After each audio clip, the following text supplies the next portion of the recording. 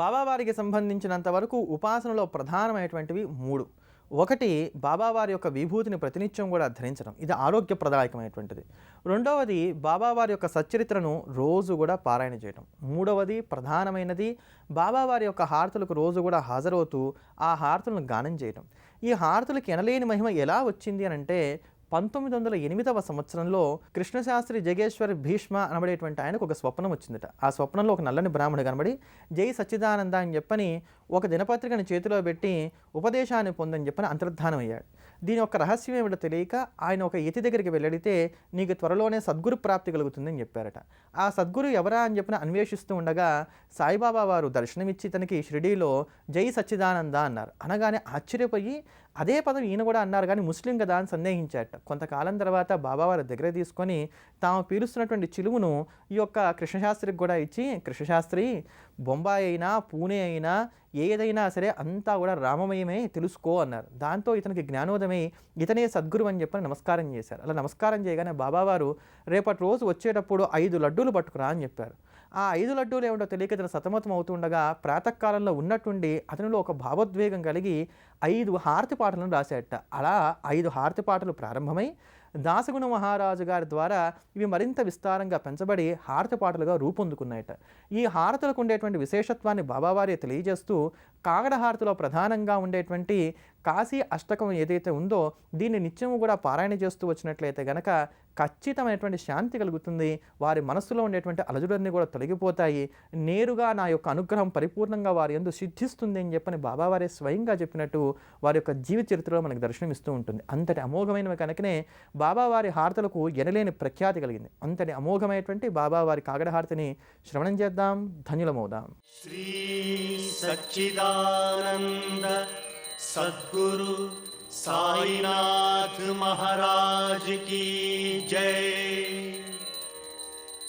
జోడించేను కరచరణం పాదమే అంటి,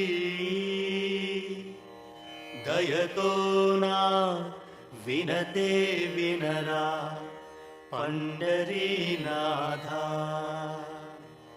సదా భక్తే కలదో లేదో నాయదలో నీపై,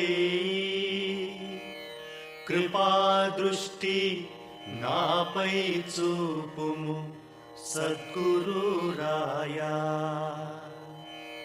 అఖండిత పాదసేవే కోరుకున్నాను, నాకు నీ పాదాల చెంత కొంచెం చోటివ్వు. తుకారామే వేడినట్లే లోపాలే మరిచి,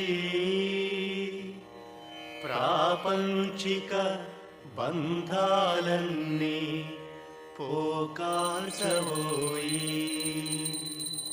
లెమ్మా పాండురంగా ప్రభాత సమయం మాయగా, వైష్ణవ బృందం గరుడ స్తంభం చెంతనే వేచేరు. గరుడ స్తంభం ఆదిగా మహాద్వారం తుది వరకు, సురవరులంతా కరములు మోచి బారులు తీరేరు. శుకసనకారి నారద తుంబుర భక్తులు శతకోటి,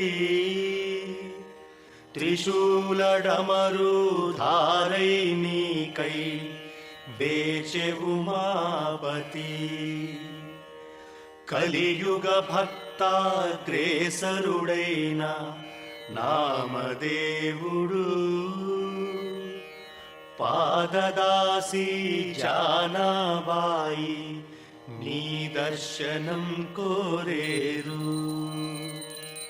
లెమ్ము లెమ్ము శ్రీ సాయినాథ గురుదేవ దివ్య భావా, అంధకార భవరోగహరము నీ పాదాబ్జం మేగా